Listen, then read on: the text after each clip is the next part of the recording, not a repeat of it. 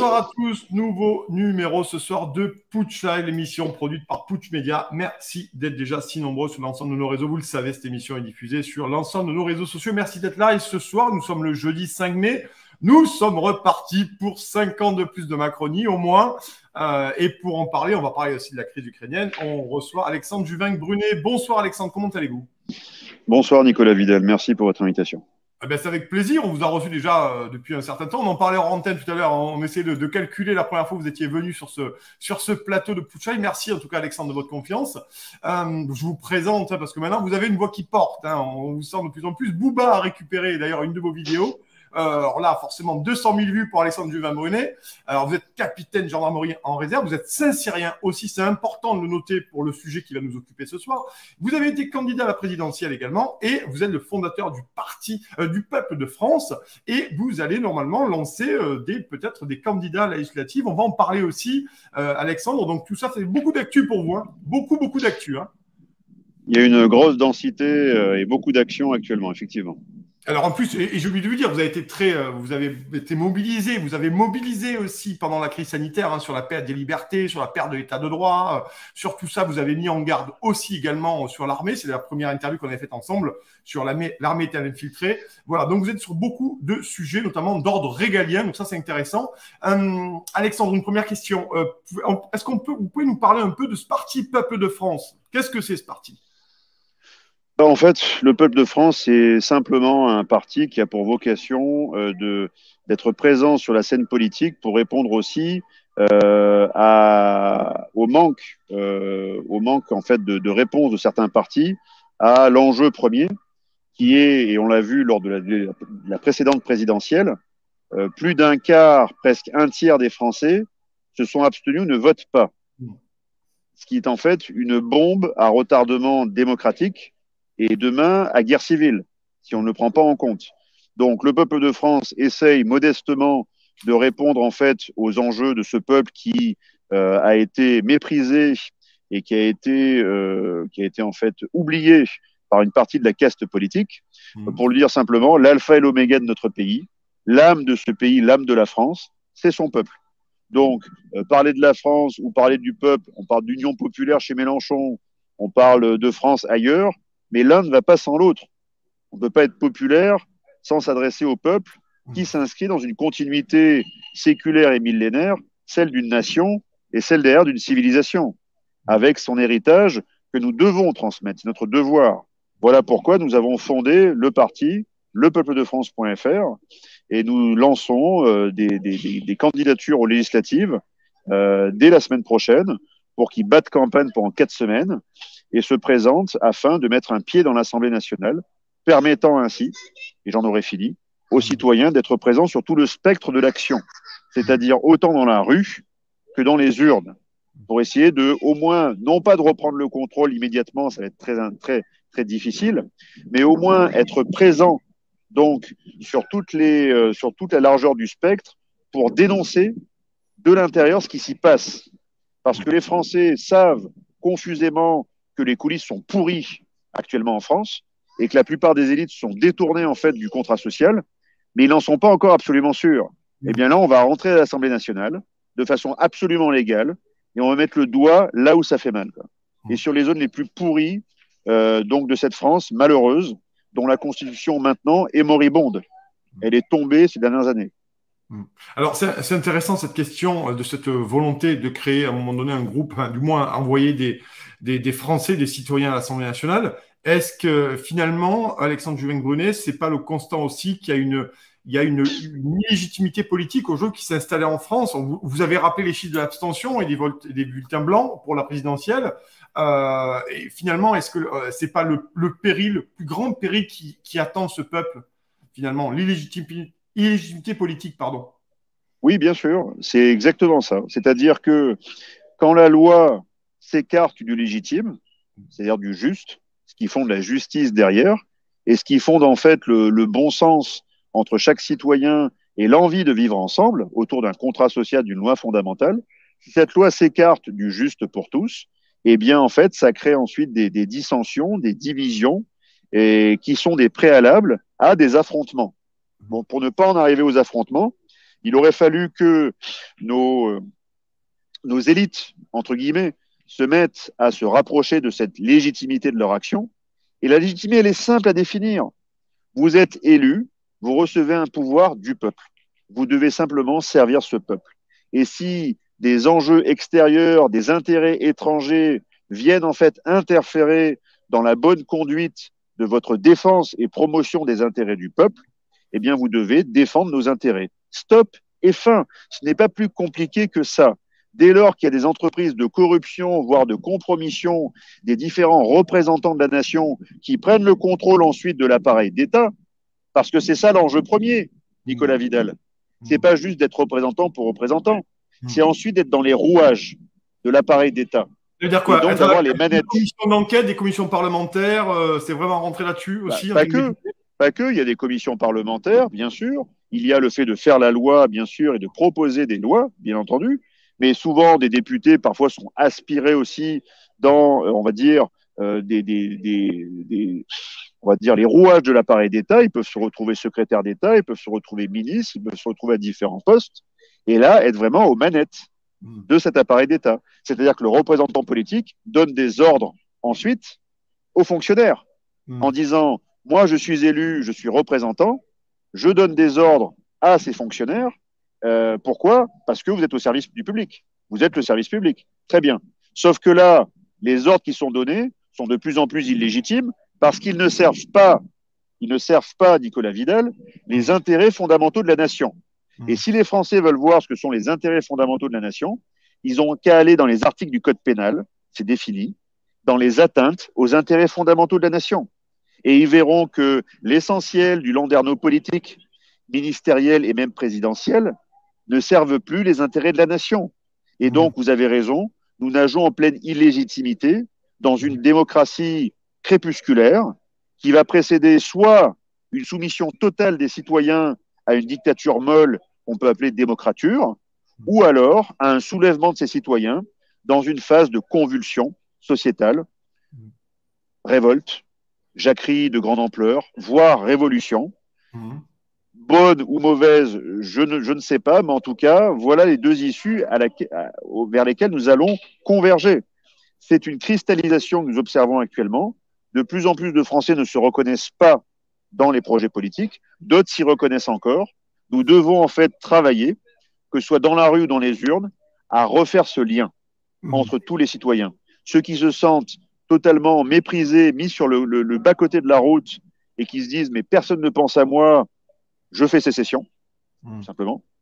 Et ceux qui disent bah, « j'ai des intérêts patrimoniaux, financiers, j'ai des choses à léguer à mes enfants », mais on est tous dans le même bateau.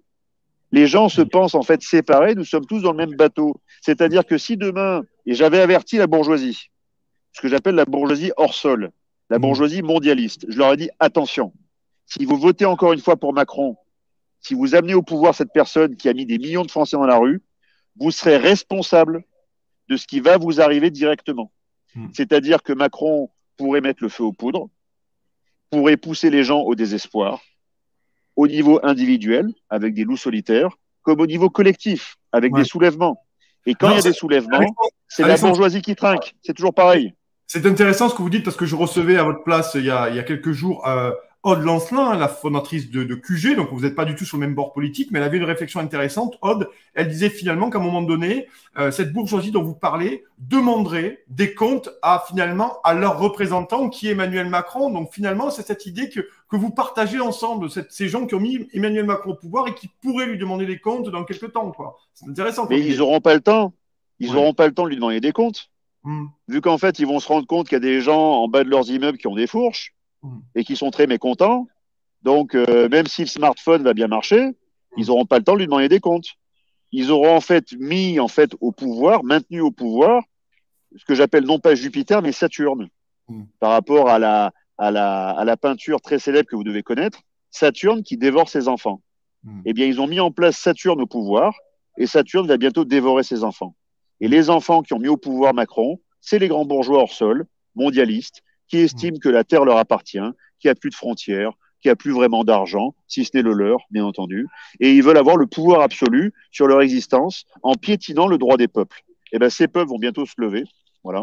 Et peut-être que le système aurait la tentation funeste de contrôler encore une fois par la peur ce peuple. Et ça a bien marché, Nicolas Vidal, ça a très bien marché.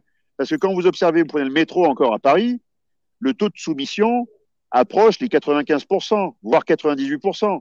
C'est-à-dire que vous vous asseyez au resto, vous enlevez vos masques, vous rentrez après dans le métro, vous mettez votre masque. Mmh.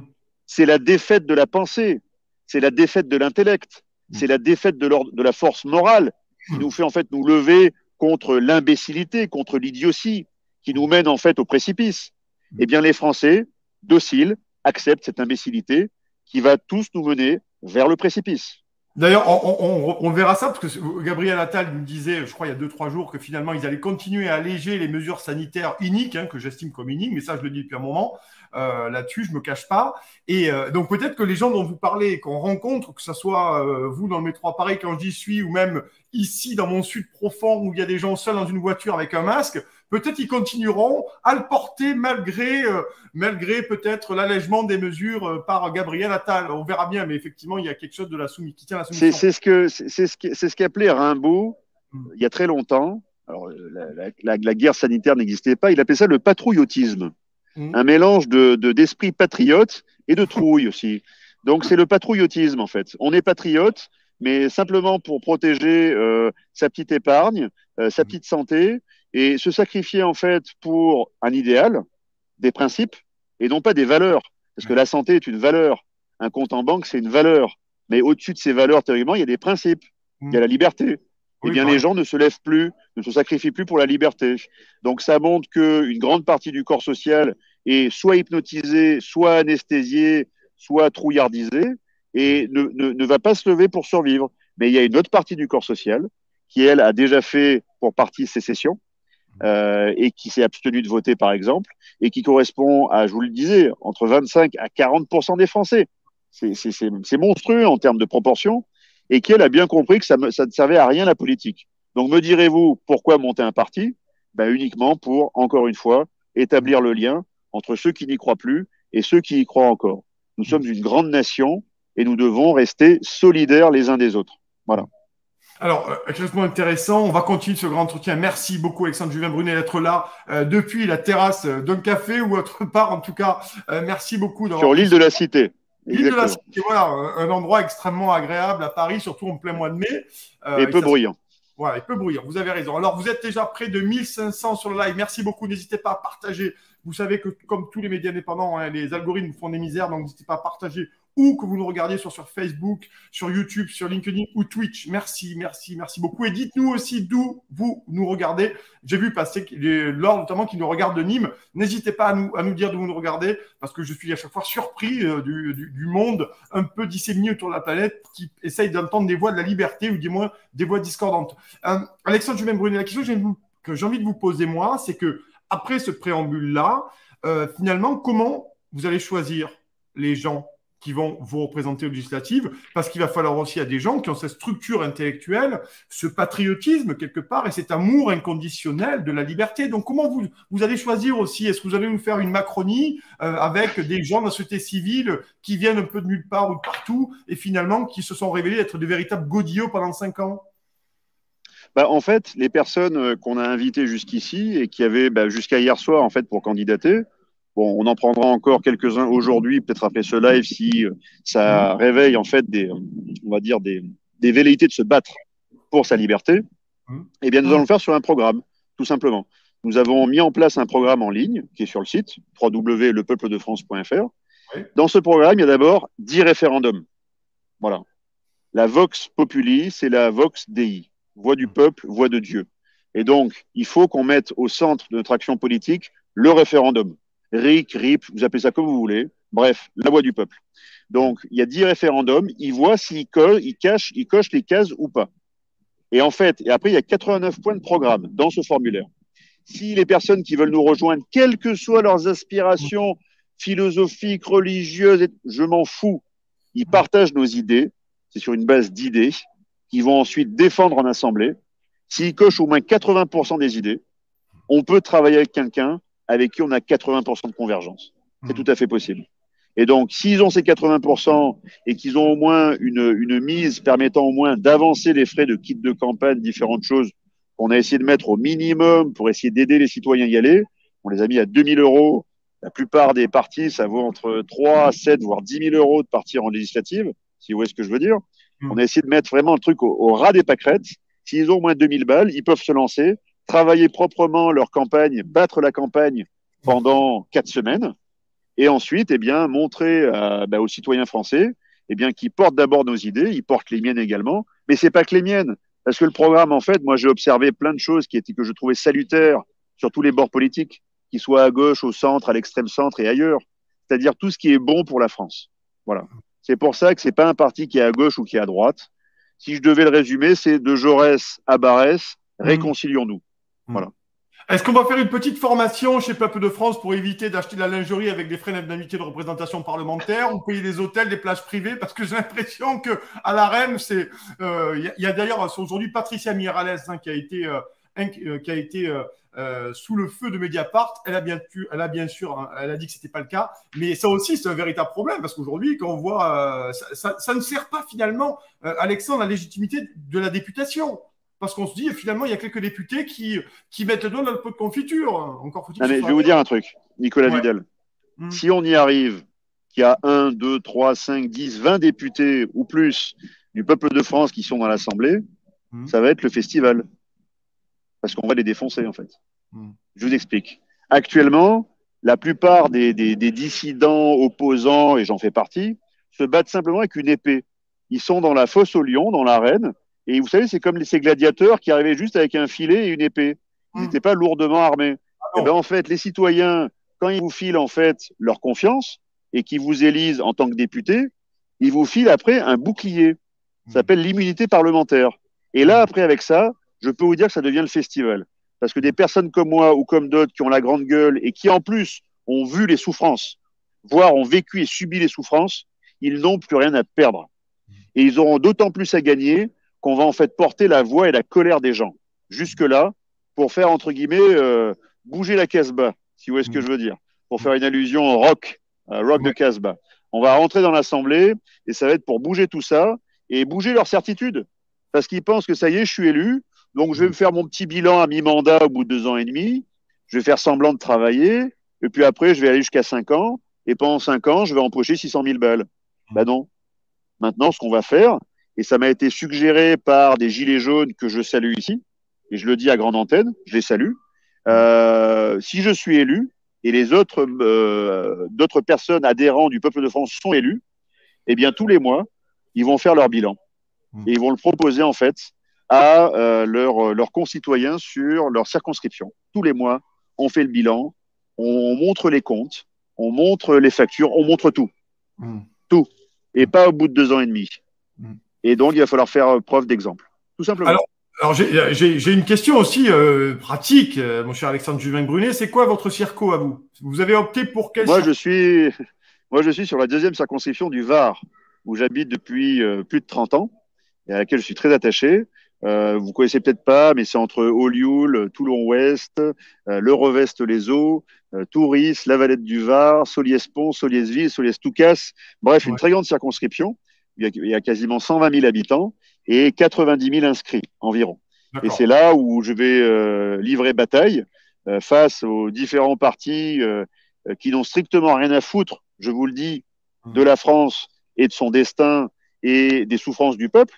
Pourquoi? Parce qu'il n'y a aucune alliance actuellement. La plupart des grands partis vont juste aux législatives pour faire du fric. C'est tout. Ils y vont pour faire de l'argent. Toucher 1,69 € par voix. Ça rapporte 1,50 € au parti. Un bulletin de vote, c'est 1,50 €. Voilà. En sauf erreur, j'ai même vu que ça a été réévalué à 1,69 €. D'accord. Ben, c'est comme le prix de la baguette. C'est bientôt comme le prix de la baguette. Voilà, donc une voix, une baguette, pendant tous les ans, pendant 5 ans. D'accord. Voilà. Bon, ben ça c'est extrêmement intéressant. Alors, on nous regarde pour un petit point de Biscarrosse, du Doubs, de l'Ajaccio, bien entendu en Corse, du Jura. On nous regarde aussi de Moselle, de Nîmes, du Finistère, vous voyez, de Toulon, bien entendu, Bilbao aussi en Espagne. Merci beaucoup. N'hésitez pas à nous dire d'où vous nous regardez. De la Réunion aussi, plusieurs personnes nous regardent de la Réunion. Merci beaucoup. Et j'ai oublié, je voulais de faire mes condoléances à Marc Goyer pour le décès de son épouse.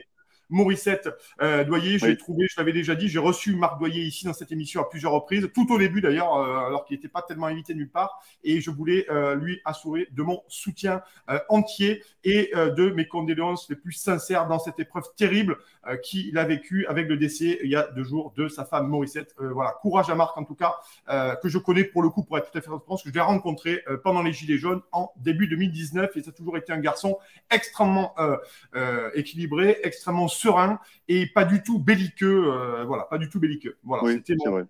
c'est mon petit témoignage parce que je voulais le faire.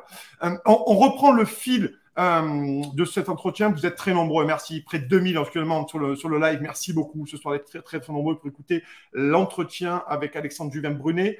Question, Alexandre, parce que je vous invite aussi pour ça. Le but de l'émission, c'est vraiment de parler. Est-ce que la France pourrait-elle rentrer en guerre ou entrer, pardon, en guerre dans ce conflit où on ne voit que de l'escalade? Finalement, vous avez été très dur ce dernier jour, même depuis le début, mais là, vous êtes vraiment monté dans le ton. D'ailleurs, le rappeur Booba a rebalancé votre vidéo, vous avez pris devant une gare que je connais. La consécration. Voilà. Finalement, il y a plusieurs mots. Vous employez beaucoup le mot trahison, Alexandre. En quoi est-ce une trahison? Est-ce que vous pouvez nous en dire un peu plus là-dessus? Je vais vous dire déjà que plus on se met en colère maintenant et plus on est dur par le verbe ou par certaines actions mineures maintenant, et plus on a de chances d'éviter le pire. Parce que le pire qui peut nous arriver, c'est de la frappe nucléaire dans l'échelle de la menace. Et honnêtement, personne n'en veut, hein, sauf quelques colonels et généraux qui peut-être n'ont jamais vu ou n'ont jamais véritablement compris l'impact, la destruction, en fait, l'anéantissement que ça implique pour tout. Et là, on touche en plus au cœur des doctrines stratégiques de tous les pays, et notamment des nations conventionnelles comme nucléaires. La France est une nation nucléaire, et c'est une puissance nucléaire, comme la Russie et les États-Unis. Donc, on ne joue pas avec certains mots, on prend la mesure de ces paroles, d'autant quand on est colonel, général, deuxième section. Je rappelle ici que les généraux de deuxième section peuvent, le cas échéant, en cas de guerre, être réactivés. Donc, on ne fait que souscrire à son serment. Le serment de servir le peuple, son serment d'officier de servir la France, pas servir l'OTAN, pas servir les États-Unis d'Amérique, qui sont une puissance étrangère à nos intérêts fondamentaux. Donc, la France a des intérêts fondamentaux, son peuple, par rapport à son passé, sa culture, son héritage et tout ce qu'elle va transmettre.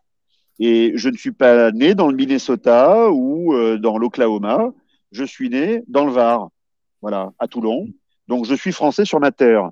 Et je ne veux plus que ces officiers, eh bien, en fait, abusent de cette parole et surtout fassent preuve, en fait, eh bien, d'une forme de trahison déjà dans leur parole, mais surtout une possible trahison en nous poussant à la guerre.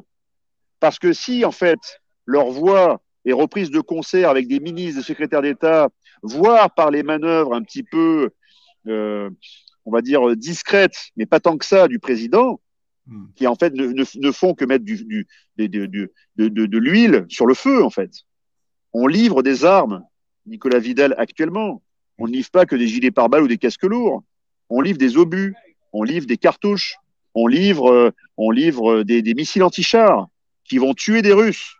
Donc, Vladimir Poutine, même si ce n'est pas un joueur de poker américain, c'est un joueur d'échecs russe, il va jouer sur le temps long, mais toutes les pertes russes sur le théâtre ukrainien vont faire monter chaque fois d'un cran la tension chez les Russes, qui enterrent leur mort, comme nous, qui ont un respect et qui respectent la vie, même si la Russie a agressé militairement l'Ukraine. Ce qu'on vous dira, Alexandre Juvin-Brunet, ce qu'on vous dira à un moment donné, qui a agressé en premier, qui a envahi un territoire souverain, dit souverain, c'est la Russie, bien entendu, vous le savez. Je vais vous dire un truc, Nicolas Vidal. Aujourd'hui, on est la France. Imaginez que demain, l'Italie, l'Espagne, la Belgique, le Luxembourg, l'Allemagne, la Suisse, machin, se mettent à masser des troupes à leurs frontières et toutes ces troupes sont orientées vers la France. Vous ne penserez pas qu'on se sentirait un petit peu nation assiégée? Eh bien, c'est ce qui se passe avec la Russie actuellement. elle a le syndrome de la forteresse assiégée. Mm. C'est-à-dire que vous prenez un planisphère, le monde entier, et vous voyez toutes les bases de l'OTAN. Elles sont idéalement placées en ceinture, tout autour, en fait, pour contenir l'expansion ou, on va dire, les frontières russes.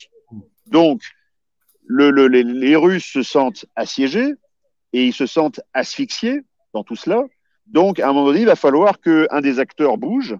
Donc, les Américains ont depuis 8 voire 10 ans entraîné, financé, formé l'appareil militaire ukrainien au standard OTAN pour préparer justement l'intégration de l'Ukraine dans l'OTAN, ce qui était en fait le casus belli.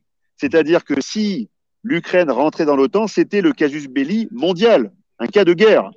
Là, pour l'instant, nous avons encore la chance, entre guillemets, ce n'est pas une chance, mais d'avoir un conflit sur le sol européen qui soit encore un conflit limité, limité au sol ukrainien. Les Russes ne veulent simplement, dans leur but de guerre, manifestement, que sanctuariser en fait leur accès aux mers chaudes et sanctuariser leur contrôle de la Crimée et du Donbass. Pour l'instant, ils n'en sont que là. Et pourquoi voudrions-nous encore plus provoquer les Russes jusqu'à ce que quoi? Qu'ils se mettent à survoler les territoires, cette fois-ci, OTAN, européens. Là, pour l'instant, ils ne les survolent pas. Il n'y a pas de démarche agressive. La Russie ne fait qu'une opération spéciale officiellement, qui est une guerre limitée contre l'Ukraine, effectivement, mais elle n'a déclaré la guerre ni à un pays membre de l'OTAN, ni à la France. Donc la Russie, pour l'instant, juridiquement parlant et diplomatiquement parlant, n'est qu'un adversaire géopolitique. Ce n'est pas un ennemi. Et il faut qu'on arrête de les considérer comme des ennemis, comme d'ailleurs tous nos services de renseignement les considèrent comme des ennemis depuis 30 ans. Parce que nos services de renseignement qui devaient faire la chasse à toutes les ingérences, c'est-à-dire toutes les formes d'espionnage, qu'elles soient russes, chinoises ou américaines, ou d'autres pays du monde, ne font que de la chasse à la contre-ingérence, donc la contre-ingérence, uniquement, principalement contre les Russes et les Chinois. Et on laisse les Américains piller nos technologies, nos savoir-faire et tous les piliers fondamentaux de notre souveraineté. Stop. Maintenant, on arrête. La France redeviendra souveraine. Que ce soit maintenant, par la voix de ses représentants, s'ils reprennent conscience de la trahison qu'ils sont en train d'orchestrer vis-à-vis de nous, peuple français, ou par la voix de son peuple qui reprendra le contrôle. Voilà. Il faut qu'on redevienne souverain et indépendant. Alors, extrêmement intéressant. On va poursuivre la discussion, bien entendu. Merci Ahmad pour son don. Merci pour ceux qui nous font des dons sur la chaîne. Vous avez les liens qui passent. Vous pouvez vous abonner à Putsch Media. C'est un site d'actualité. Et justement, en parlant d'un site d'actualité, Putsch.media, ce matin, on recevait Éric Dénessé, qui est le directeur du Centre français de recherche sur le renseignement. Et il disait quelque chose d'extrêmement intéressant. Il a un avis extrêmement discordant, un peu comme vous, Alexandre Juvin-Brunet, Éric Dénessé. Et il me disait ce matin, dans le grand entretien que vous pouvez lire à la une de Putsch Media, un entretien écrit, l'Occident n'a cessé de mépriser, de bafouer la Russie depuis l'éclatement du RSS. Cela a entraîné la remontée du nationalisme russe et une défiance profonde vis-à-vis des États-Unis et de l'Europe. Nous n'avons cessé de jouer avec le feu. Vous partagez l'avis ou l'analyse de Éric Dénessé? Ben oui, je la partage et je peux vous dire que les Russes, en fait, ont été beaucoup plus réactifs par rapport au pillage de leurs ressources que ne l'ont été, en fait, les Français. C'est-à-dire que je trouve que beaucoup de Français, des générations d'élite et de représentants nationaux nous ont trahis. Nous ont trahis. Avec ArcelorMittal, il y a très longtemps, avec nos différents établissements financiers, avec Alstom, avec électrique, c'est un sous Emmanuel Macron, enfin pas quand il était président, genre. C'est de la mais ça, il était ministre de l'économie, mais ça reste de la trahison. Pourquoi? En comparaison aux Russes, les Russes ont été pillés de leurs ressources et de leurs technologies entre 1991 et 1999. Ce sursaut nationaliste correspond en fait à une fierté, à, j'ai envie de dire, un élan vital d'un grand peuple qui se dit « je n'accepte pas cette fatalité américaine et de disparaître ». Voilà. Et donc c'est pour ça que Poutine est arrivé au pouvoir en 99. Et c'est pour ça maintenant que depuis 20 ans, Poutine travaille sans relâche à la reconstitution en fait de la puissance et des piliers de la souveraineté russe pour justement rester maître chez eux. Le peuple russe veut rester maître chez lui, comme le peuple français a absolument le droit de rester maître chez lui. Voilà. Et malheureusement, les Français ne sont plus maîtres chez eux depuis 1945. Voilà. Donc maintenant, il va falloir qu'on redevienne maître chez nous, malgré les tentatives du général de Gaulle de nous faire sortir un petit peu de l'emprise américaine. Et bien ensuite, tous les successeurs de Gaulle n'ont fait qu'en reprendre les habits, un peu trop grands, c'est sûr, et n'ont fait que trahir nos intérêts fondamentaux d'indépendance française, d'indépendance stratégique, qui aurait fait de nous encore, jusqu'à récemment, un arbitre géopolitique d'importance, parce que nous incarnons le pays du droit et le pays de la liberté, encore. Mais je dis encore parce que c'était sous le cas de la mandature Chirac. Ouais. Ça devrait, Alexandre, ça devrait être ça, à un moment donné, la politique diplomatique de la France, c'est la totale indépendance dans la voie et aller vers une résolution du conflit et garder notre place en tant que pays qui a été, dont la diplomatie était enviée, vous savez mieux que moi, dans tous les pays du monde, et d'ailleurs, par un décret entre les deux tours, Emmanuel Macron, Manu Ier, a supprimé les corps diplomatiques. Tout ça est absolument formidable. Oui, ça fait partie du détricotage, ça fait partie du sabotage de notre puissance. Ça fait partie donc de l'action de sabotage et de compromission par des esprits qui sont subvertis.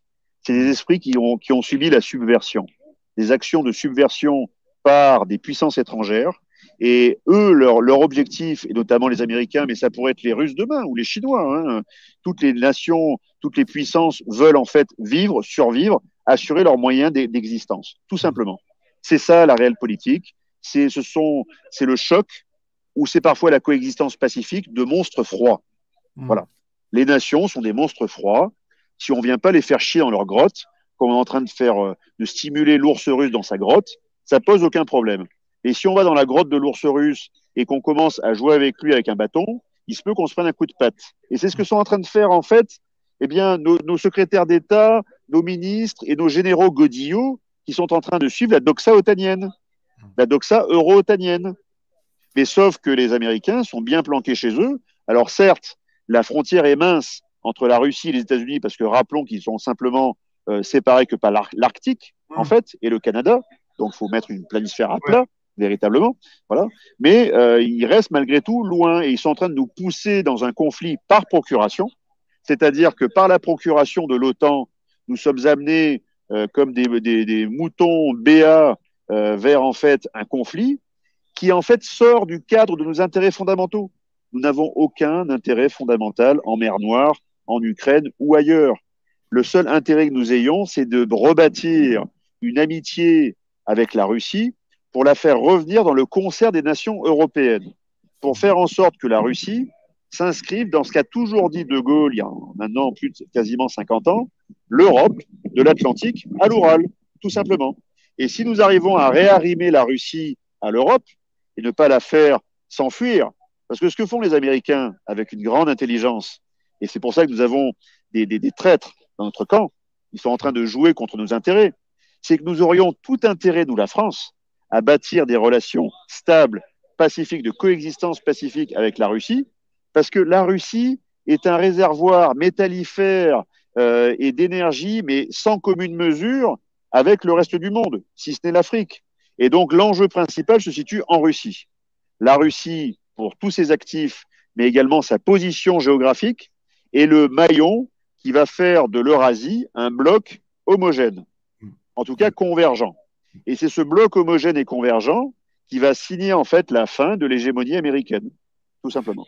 Alexandre Juvin-Brunet, moi, la question que je me pose quand je vous écoute, quand je discute et que je lis Éric Denessé ou que j'écoute sur le volet économique Olivier Delamarche ou d'autres économistes de rang, ou d'ailleurs les sanctions, on les prend en plein cadre en ce moment, et d'ailleurs l'inflation n'est pas due d'ailleurs qu'à la crise en Ukraine, hein, pour le coup peu importe, finalement je me dis, mais quel intérêt a notre oligarchie et notre cher Emmanuel Macron, pour continuer finalement, comme vous dites, à titiller avec un gros bâton l'ours russe au fond de sa grotte. Comment vous l'expliquez finalement ça? Est-ce que c'est pour vous de la trahison? Parce qu'on revient à ça ou Oui, c'est de la trahison. C'est de la trahison parce que… Quel intérêt alors? Quels sont les intérêts derrière la… Alors, Emmanuel Macron ne trahit pas les intérêts de ses commanditaires et des personnes qui l'ont placé au pouvoir.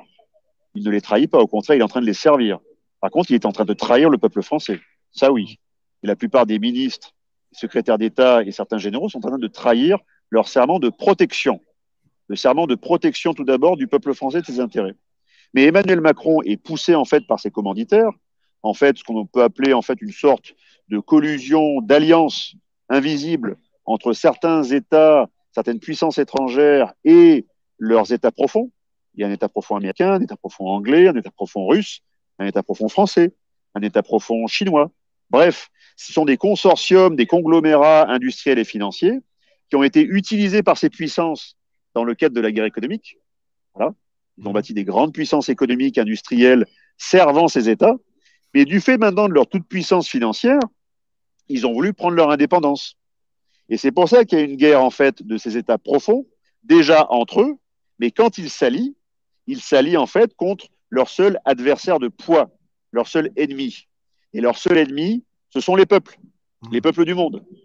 Car ces peuples veulent simplement vivre sur un territoire avec des frontières, des lois garantissant ces frontières, des lois garantissant la vie de tous donc à l'intérieur de ce territoire. Et donc, c'est contre leur liberté à eux, leur toute liberté, leur toute puissance financière qui leur permet de prendre la planète Terre pour leur salle de jeu.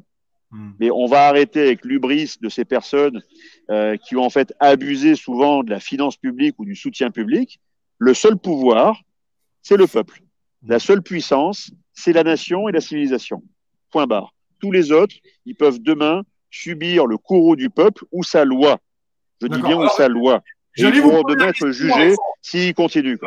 J'allais vous poser la question, vous parlez du pouvoir du peuple et sa loi. On me pose la question là, avec beaucoup d'insistance, on me dit, est-ce qu'il pourrait y avoir un procès finalement quand cette crise sera arrêtée? Et finalement, est-ce que s'il y avait un changement de régime, je ne sais plus comment dire, un changement de l'élite en place, est-ce qu'il pourrait y avoir, vous savez, on en a beaucoup parlé pendant la crise sanitaire, est-ce qu'il pourrait y avoir de la même sorte une idée finalement, une appétence pour un procès qui pourrait lier finalement le terme qui est le vôtre de la haute trahison? Bah, de toute façon, il en faudra un, je pense. C'est une nécessité presque historique. Pourquoi? Rappelez-vous 1945. On sort de la guerre avec des choses qui nous rappellent un peu ce qu'on a vécu pendant 2 ans. C'est-à-dire, en 40, c'était l'étrange défaite militaire. On peut dire qu'en 2020, ça a été l'étrange défaite intellectuelle. C'est-à-dire que la plupart des Français ont débranché le cerveau et se sont fait en fait pilonner par des médias, pas vous, Nicolas Vidal, ou d'autres médias d'opposition, mais des médias subventionnés. Et ces médias subventionnés ont mené une guerre psychologique, un raid psychologique, pour faire en sorte que les Français ensuite acceptent, eh bien, en fait, la privation de liberté, acceptent les injections, acceptent beaucoup de choses. Donc, ce qui s'est passé, en fait, c'est une véritable guerre qui a été menée par ces États profonds utilisant l'appareil d'État contre les États-nations. Donc, si nous sommes en guerre, on peut parler, en fait, d'un droit d'exception, le droit de la guerre, pour rester logique.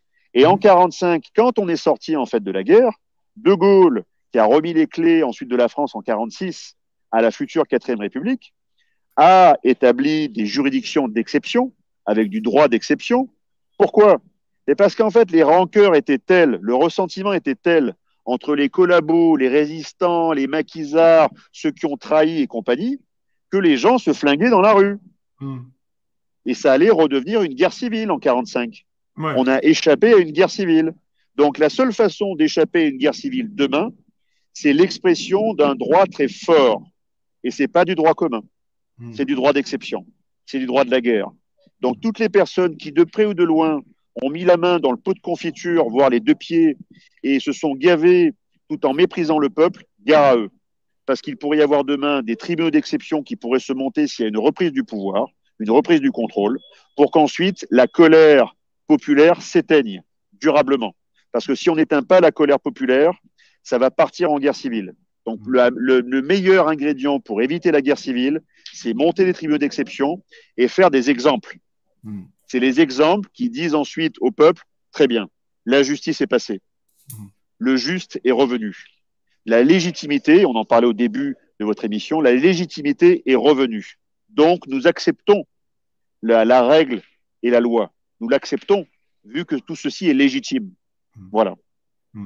Alors, ça, c'est extrêmement intéressant, cette question-là. Bien entendu, après, on abordera. Il nous reste encore 20 minutes. Ça vous convient, Alexandre Dumaine-Brunet, 20 minutes? Vous avez encore 20 minutes au soleil, île de la J'ai le Cité? temps, oui. Je me D'accord. suis pas encore fait interpeller. Les Bon, mais policiers très sont bien. derrière moi, mais je suis pas Mais encore alors, interpellé.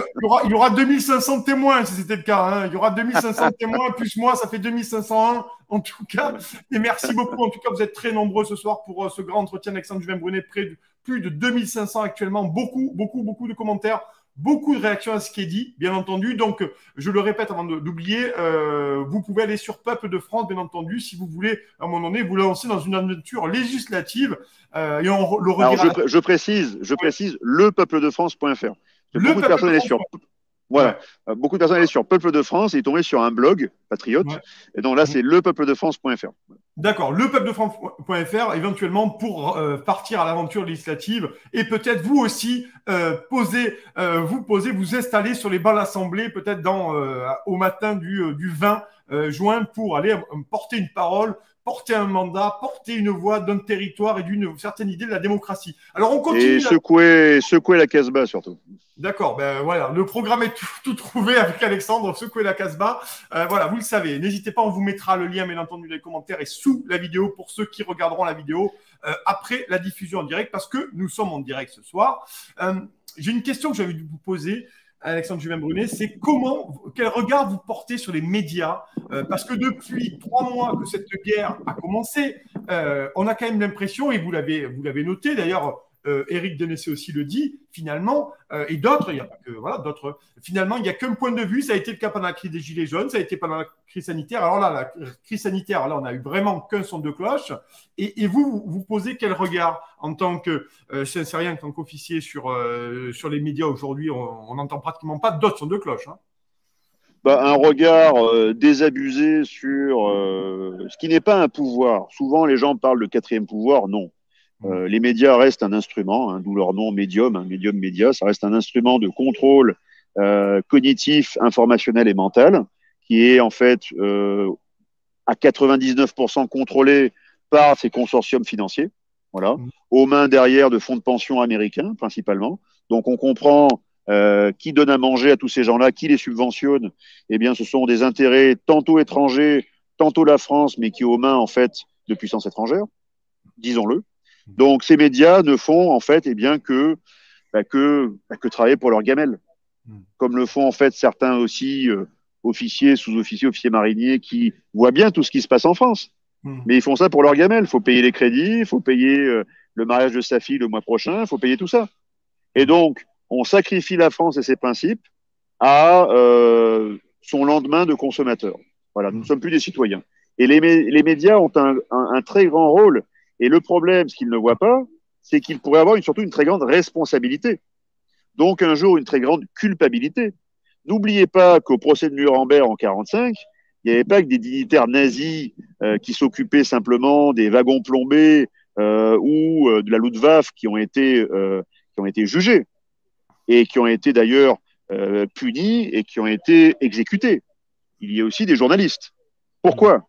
Parce qu'ils avaient trahi les intérêts fondamentaux. Ils avaient trahi, en fait, ils étaient allés à des niveaux de trahison du droit qui n'étaient pas imaginables à l'époque pour une grande nation. Les Allemands étaient considérés comme une grande culture, une civilisation avancée. Eh bien, pourtant, avec un col blanc, on peut aussi commettre des horreurs. Et à cette époque, les horreurs ont été commises. D'où la création de crimes contre l'humanité. Maintenant, j'ai vu qu'il est apparu aussi la notion de crime contre l'espèce humaine. Très intéressant. Parce que nous sommes entrés dans une ère nanotechnologique et bactériologique où toutes ces armes, qu'elles soient de contrôle cognitif ou d'armes bactériologiques et chimiques et j'en passe, étaient à la main des États à une époque pour justement livrer la grande guerre si elle se produisait demain. Sauf qu'il y a eu une porosité qui s'est établie entre les appareils d'État et les consortiums dans une zone grise, comprenez? Et maintenant, on a vu que ces outils ont été mis à disposition pour contrôler les foules. Donc, en fait, ce n'est plus une guerre entre États, c'est une guerre contre cet État profond qui utilise tous les instruments possibles pour maîtriser, en fait, les peuples. Voilà ce qui se passe. Oui, pour vous, il y a les médias font partie. Les peuples derrière, ouais. Oui, bien sûr. La masse, dont je fais partie. Mm. Eh ben, c'est pour ça aussi qu'on vous reçoit. La voix dissonante, on a encore un gros quart d'heure ensemble. Il y a pas mal encore, ben, le même sujet, mais pas mal de questions, bien entendu, à aborder ensemble. Je voudrais vous faire réagir là-dessus. On a appris hier, c'est mercredi, que le ministère des Armées, c'est quand même, écoutez, c'est assez savoureux, mais je pense que vous êtes au courant, mais pour nos 2500, 3000 personnes en ligne, je pense que tout le monde n'est pas au courant. Donc, je vais vous le dire, le ministère des Armées aurait signé un gros contrat avec 16 cabinets de conseil.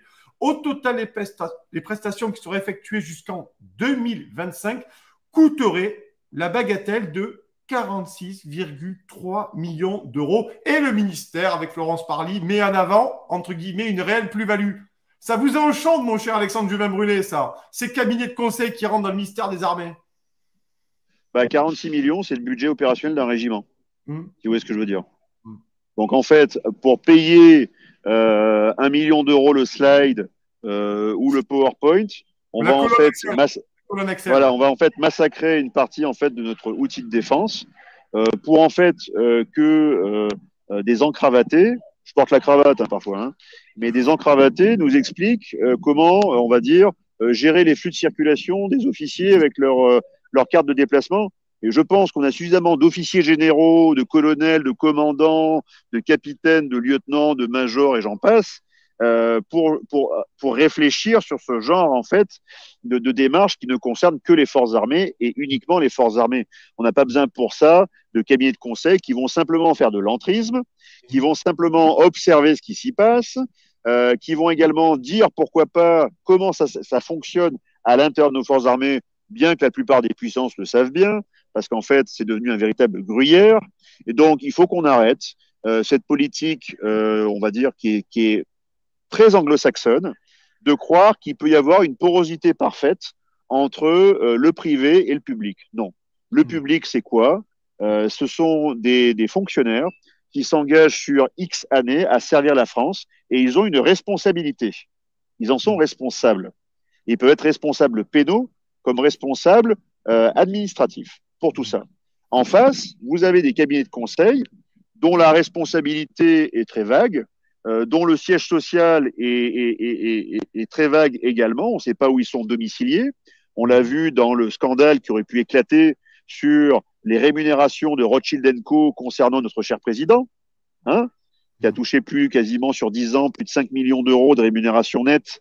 Et c'est à la fin, il avait simplement un patrimoine de 500 000 euros à déclarer à la Haute Autorité de la Transparence pour la vie publique. On rigole, on se marre. Donc, nous avons des traîtres à tous les bouts. Et pourquoi sont-ils là? Parce qu'en fait, et ça c'est ce qu'on dit souvent dans les forces armées, alors ça va pas faire plaisir à certains de mes potes qui sont encore dans les forces armées, lieutenants, colons et généraux. Désolé les gars, mais je vais vous le dire, et vous connaissez très bien ce dicton, c'est les plus mauvais qui restent. Et les plus mauvais, ceux qui ont été purgés, on leur a dit l'OTAN c'est bien, les intérêts américains c'est bien, ah oui, c'est bien, je reste. Pourquoi? Pour la gamelle. Parce que souvent, il y a beaucoup de personnes qui ne sont pas capables de faire autre chose de leur vie. Vous voyez ce que je veux dire? Ouais. Donc, on garde en fait ensuite dans le corps eh bien, ce qu'on a. Voilà. Et souvent, ce sont des officiers qui ont été purgés de façon invisible, pernicieuse, perfide, par en fait une orientation politique. Le politique choisit ses officiers généraux. Ce sont des choix. C'est au choix du ministre et du président derrière. Donc, tous ces choix, en fait, sont des choix politiques. Donc, en fait, le poison vient de la politique. C'est elle, en fait, qui a fait monter certains généraux et pas d'autres. Des généraux combattants, des généraux qui avaient l'âme de la France chevillée au corps. Je peux vous dire que pour qu'ils deviennent généraux, il fallait qu'ils se battent. Et la plupart ont été dégoûtés et ensuite ont démissionné et sont partis. Voilà. Ils sont allés servir la France ailleurs et différemment. Mais beaucoup ont été empêchés de prendre du grade. Pourquoi? Parce qu'ils ne répondent pas en fait aux intérêts d'une caste qui sélectionne en fait ceux avec qui ensuite elle va travailler sur les années à venir. Et elle veut s'assurer de leur parfaite loyauté à ses intérêts, pas aux intérêts du peuple français. D'où la notion de trahison dont je parle. Voilà. Ça, c'est extrêmement intéressant, Alexandre Juvin-Brunet, là-dessus. Petite note, n'hésitez pas à nous aider parce que ça devient de plus en plus dur, et bien entendu, de faire des émissions dans ce monde-là. Nous aussi, médias indépendants et presse libre, on a de plus en plus de mal. On est shadowbanné partout, sur YouTube, sur Facebook. Sur Twitter, rappelez-vous que depuis le 25 mars, on n'a plus nos comptes Twitter, les 2 comptes Twitter, Putsch Media, Putsch Mag a été supprimé. Nous n'avons plus jamais récupéré nos comptes. Ça faisait 15 000 abonnés tout de même. Donc, n'hésitez pas. Les liens passent partout. Aidez-nous, abonnez-vous à Putsch Media. Vous avez beaucoup d'interviews, beaucoup d'articles, beaucoup de focus, beaucoup de vidéos. Faut vraiment vous abonner, nous aider, nous et les autres, bien entendu. Mais ce soir, vous êtes sur Putsch, n'hésitez pas à nous aider. Vous avez Tipeee à partir de 1 euro. Vous avez aussi la possibilité de payer, de faire des petits stickers sur YouTube actuellement. Voilà, et n'hésitez pas au moins à partager ce que vous voyez de manière à ce que le live prenne de l'ampleur, que cette parole soit le plus large possible. Hein, comme ça, chacun peut y trouver ce qu'il veut. Mais vraiment, j'insiste là-dessus. Aidez-nous parce que ça va devenir de plus en plus compliqué sous Macron 2. Vraiment, ouais. Un jour, nous fermerons. Vous irez sur Putsch Media, il n'y aura plus rien. Sur YouTube, il n'y aura plus rien. Sur Twitter, il n'y aura plus rien. Donc, vous êtes près de 2800 en ligne ce soir. Si quelques-uns d'entre vous pouvaient à un moment donné nous aider, et puis vous avez pas mal d'infos, ça serait quand même bien parce qu'un jour, sinon, vous vous réveillerez et nous ne serons plus là. Putsch et il sera trop tard. Voilà. Il sera trop tard. Ouais, ça sera trop tard. Donc, sans vous, nous, on n'a pas de mécène, on n'a pas McKinsey derrière nous, on n'a pas de riches mécènes qui est derrière pour nous donner de l'argent. On est seul face à l'adversité et surtout, on est là pour vous informer librement. Allez, on continue là-dessus. Merci pour ceux qui le feront. On continue là-dessus, bien entendu. Alexandre, est-ce qu'il faut… moi, c'est intéressant ce que vous dites, mais à la fois effrayant. Parce que finalement, vous nous dites que, si je comprends bien, les gens, les militaires ou les officiers comme vous qui sont un peu trop patriotes, qui finalement défendent un peu trop les intérêts de la France, sont sortis, vous l'avez dit, perfidement de l'armée. Ouais. Et finalement, ils sont placardisés. Voilà, on leur met dans des placards où ils sont en train de compter les chaussettes, voilà. Ouais. Alors qu'ils pourraient en fait servir la France avec toutes leurs capacités et tout leur intellect et parfois même tout leur génie. Ouais. Mais on les laisse de moins en moins s'exprimer. Et à la fin, bon, on peut utiliser en fait les bonnes capacités physiques, intellectuelles et morales des officiers subalternes au grade de lieutenant, capitaine, voire commandant. Mais à partir, alors encore lieutenant, ça passe, mais à partir de lieutenant, colon, quand vous avez le filtre du collège interarmée de défense devenu école de guerre. Pardon ?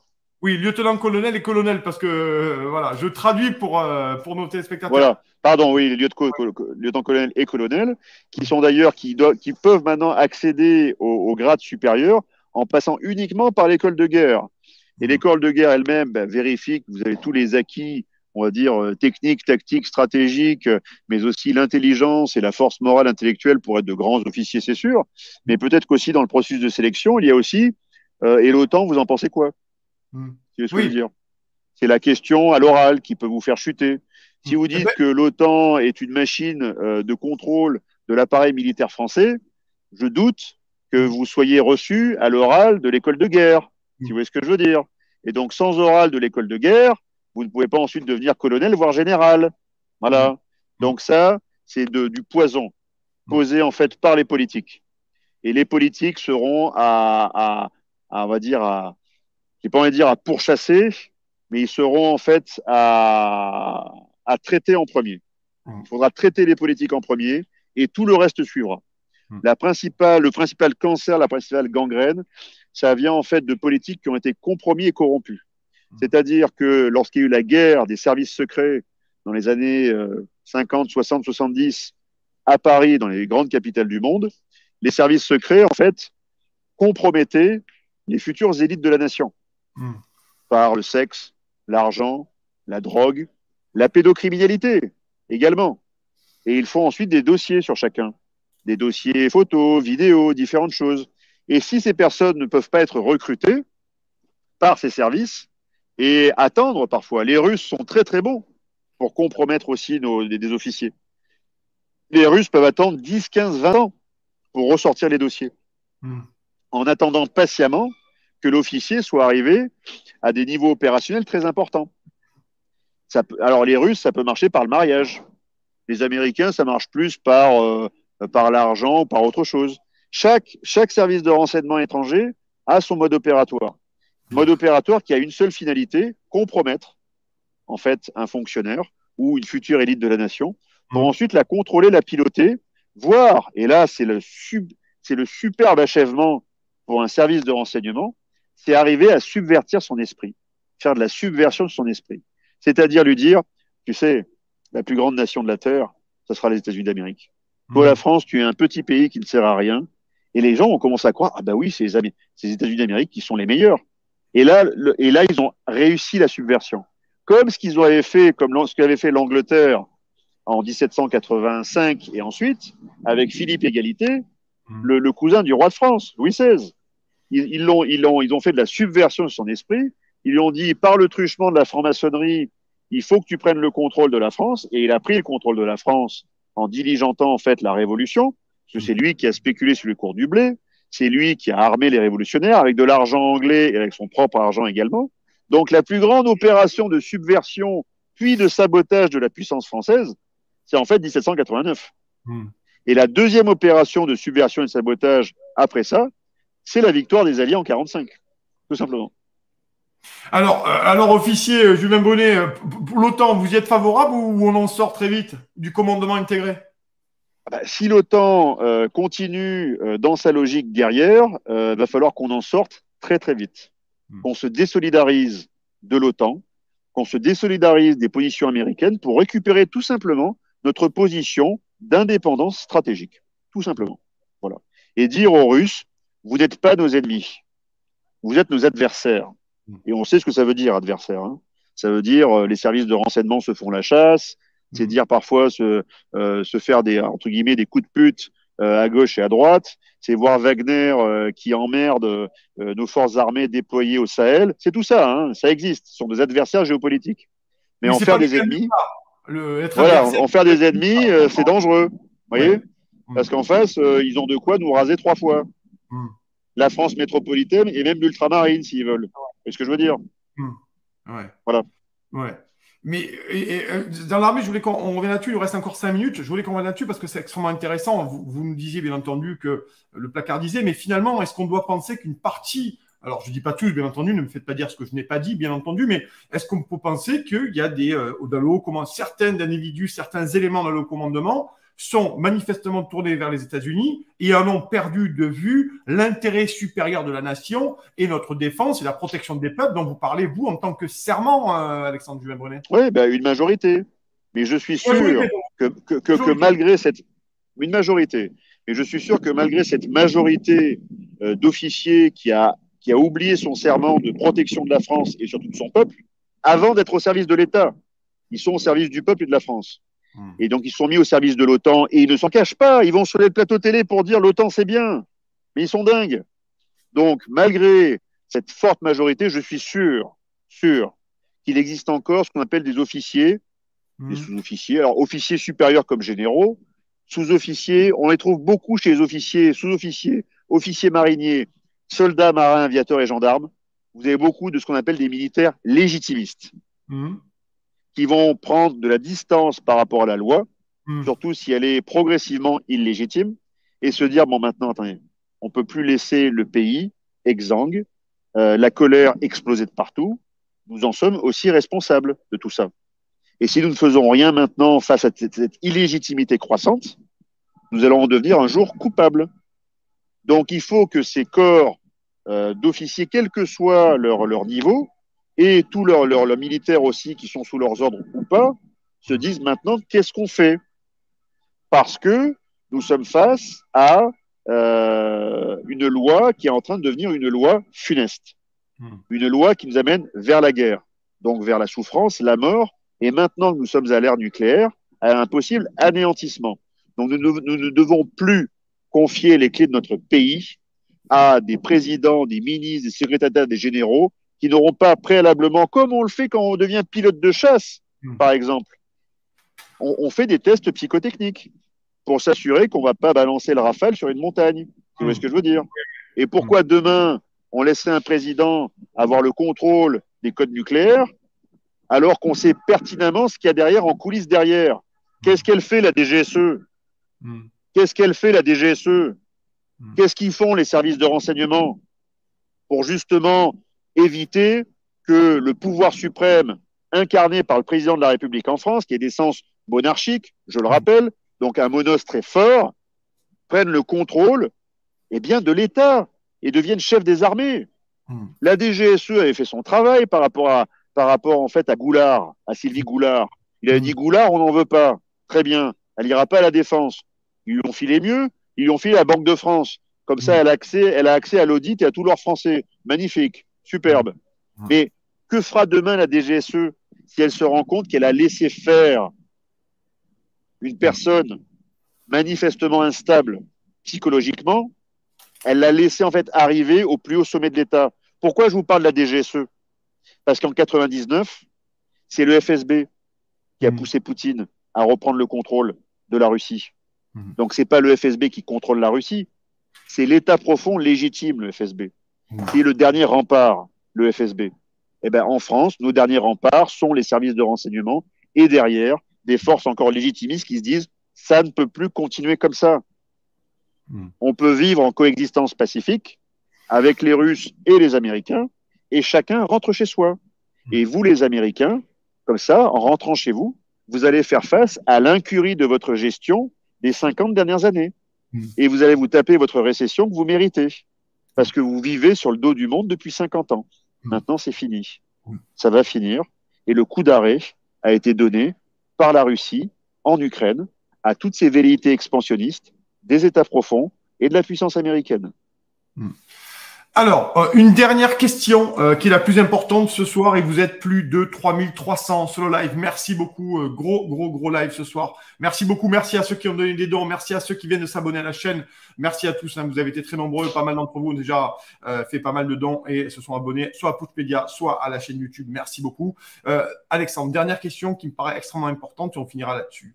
Est-ce que j'ai quand même un peu l'impression que vous allez me dire si vous partagez mon analyse ou répondre à ma question, bien entendu. J'ai un peu l'impression que finalement, l'État est en train de se retourner contre la nation. Oui, c'est ça. C'est exactement ça. Alors, l'État, c'est la prise de pouvoir par une oligarchie de l'État, des attributs et des pouvoirs de l'État, et elle s'est retournée comme une partie de la nation. Vous pensez c'est précisément ça. Le en fait de l'appareil d'État, le contrôle de l'appareil d'État, qui est en fait un contrôle politique via la démocratie, via les élections. Mais vu qu'en fait, ils ont compris les ressorts de l'élection et du contrôle mental des inductions de comportement des citoyens pour les faire voter pour certains et pas pour d'autres, ils ont ensuite placé leurs pions, placé leurs agents. Voilà, il y a des commanditaires derrière et ils ont leurs agents. Et Macron en fait partie, c'est un agent, comme les autres. Et donc, l'appareil d'État a laissé des agents monter jusqu'aux marges du pouvoir et n'a pas fait ce qu'il faut pour les empêcher. Donc, l'État a une responsabilité dans ce qui s'est passé, l'accession au pouvoir d'Emmanuel Macron. L'appareil d'État, maintenant, est contrôlé par des puissances, par le truchement de ses agents, faussement élus, faussement démocratiques, avec une légitimité électorale, vraiment, qui n'est plus à prouver. Je parle bien de légitimité électorale, hein, pas de légalité. Il n'y a pas de quorum, en fait, dans les élections. Et donc, on se retrouve face à une évidence. C'est-à-dire que l'État-nation, qui est un concept français, qui est né il y a plus de 4 siècles, et en fait été forgé par les rois sur quasiment un millénaire, vient d'être pillé en 40 ans, 50 ans, d'incurie, de compromission et de trahison par une seule génération, peut-être 2 générations de personnes, de responsables, qui sont en train, en fait, eh bien, de sacrifier notre héritage politique millénaire, l'État-nation. La nation existe toujours, elle est en colère, elle est divisée, atomisée, mais elle doit reprendre le contrôle de son appareil d'État pour redevenir État-nation. Et si elle redevient État-nation fort, elle va mettre à distance l'État profond, tout simplement. Je vais, toute dernière question là-dessus. Quand je parle d'État, bien entendu, vous avez compris, je parle des gens qui sont aux manettes. Je ne parle pas de l'État dans sa administration, je ne parle pas de tout l'État. Je parle des gens qui sont aux manettes aujourd'hui, ou du moins très haut placés pour certains. On voit d'ailleurs le duo Emmanuel Macron-Alexis Keller. Hein, c'est vraiment la tête aujourd'hui qui est en haut du pouvoir, bien entendu. Voilà, la dernière question, c'est comment, à un moment donné, la nation peut-elle reprendre en main son État, sa structure étatique, de manière à pouvoir vivre paisiblement avec une certaine forme d'enthousiasme et d'engouement pour la suite? Bah écoutez, réponse binaire, hein, parce que les gens en ont marre, je pense qu'on fasse de la langue de bois. Soit ils reprennent le contrôle par les élections si elles ne sont pas truquées. Or, il y a il y a manifestement eu des trucages, je n'en connais pas l'ampleur pour les élections présidentielles, mais je sais qu'il y a eu du trucage au niveau de l'induction de comportement, des sondages, des médias, différentes choses. C'est un trucage. C'est un trucage. Là, vous parlez soit, ouais, mais qui crée en fait les votes. Ouais. Les sondages créent les comportements. Et les plateaux médiatiques créent ensuite, en fait, l'envie de voter pour une personne ou une autre parce qu'on la voit souvent. Vous voyez ce que je veux dire? C'est bête, hein? Et donc, si les élections sont durablement truquées, qu'on ne peut rien faire, ben, il restera la révolte. C'est tout. C'est binaire. C'est l'histoire qui le dit, c'est pas Juvingue qui dit ça, c'est l'histoire. Et c'est pour ça que l'État profond accélère et essaye de maintenir la peur et la coercition sur la masse du peuple, en agissant parfois avec une fermeté féroce. Moi, je me suis fait arracher mon drapeau sur l'Arc de Triomphe, mon drapeau français, le bleu, blanc, rouge. D'accord? Je me suis fait arracher par des flics. Donc, il y a des questions à se poser quand même. Et donc, ils vont être comme une bête blessée à un moment donné. Et j'ai peur, en fait, de leurs actions. Parce qu'une bête blessée, je parle de l'État profond et je parle de ses agents, ils peuvent commettre des choses funestes, voire irréparables. Parce qu'ils ont accès, en fait, à la force publique et même la force nucléaire. Donc, il va falloir qu'on s'interroge.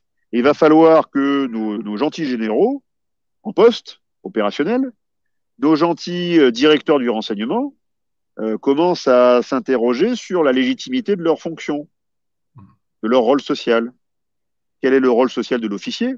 Ça, c'était Lyautey, le rôle social de l'officier. Quel est le rôle social aussi de ces grands directeurs et de ces grands chefs dans tout cet appareil d'État qui est vérolé? L'histoire vous appelle, mesdames, messieurs. L'histoire vous appelle. Eh bien, ça sera le mot de la fin, Alexandre Juvingue-Brunet. Merci beaucoup, bien entendu. Donc, vous êtes officier Saint-Cyrien, capitaine de gendarmerie en réserve. Bien entendu, là, vous voulez... Honoraire. Je suis capitaine honoraire maintenant. Honoraire. Avec toutes mes prises de parole, ils m'ont dit, oulala, la réserve, ça sent mauvais pour lui. Ouais. Il va falloir qu'on lui offre l'honorariat. Ouais, donc, quand je vous suis êtes capitaine honoraire, H maintenant, honoraire. Bon, honoraire, donc voilà, et vous êtes surtout, vous avez été candidat à la présidentielle il y a quelques semaines de ça, et vous êtes le fondateur du parti Le Peuple de France. Et pour celles et ceux qui ce soir, vous êtes plus de 3400 en ligne, qui voudraient rejoindre le parti, je ne fais pas de promo, ça avait été le PS, j'aurais fait le BS, voilà, parce que j'ai Alexandre Juvingue-Brunet ici, je n'ai aucune chapelle, vous le savez tous, vous pouvez aller sur lepeuple-de-france.fr et vous lancer avec Alexandre Juvingue-Brunet dans la course législative, voilà. En tout cas, je vous remercie, Alexandre, pour ce long Merci à vous, Nicolas Vidal. Avec grand plaisir. Nous, on se retrouve dès la semaine prochaine. La semaine prochaine, il y aura un programme beaucoup plus soutenu. On fera 3-4 émissions, donc restez à l'écoute sur les réseaux sociaux. Grosse semaine. Je suis en train de la préparer. On aura une grosse semaine. Merci en tout cas. Et une nouvelle fois, merci de nous soutenir. Merci de nous aider. Merci de continuer à nous suivre parce que c'est grâce à vous que nous pouvons continuer à nous exprimer à peu près librement, chers amis. Surtout, je vous souhaite une excellente soirée. Merci Alexandre. Merci à tous. Bye bye, vive la démocratie. Et surtout, bis à Twitter. Salut, ciao.